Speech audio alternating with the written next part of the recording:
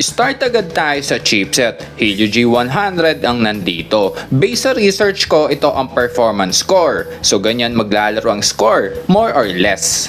Para may idea lang tayo, yung G100 at G99 Ultimate halos identical yan sa Antutu score.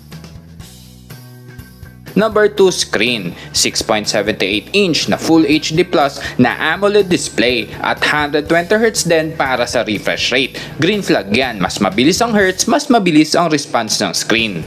Number 3, memory and storage. Dalawang variant na magiging available, yung 8128 at 8256 pero sa ngayon wala pa tayong idea sa SRP. Number 4, battery. Standard na 5,000 mAh ang nandito na supported ito ng 33 watts kung nasa 8K pataas to para sa aking cons na naka 33 watts lang. Number 5, claims/features. 4.5G network ang nandito. Meron din itong IR blaster, yung fingerprint scanner nasa mismong screen. At green flag kasi mataas na 1,700 nits peak brightness ang screen. Number 6, camera. Sa selfie, 13 megapixel, 108 naman sa main shooter. Number 7, inclusion or kung ano ang nasa loob ng box.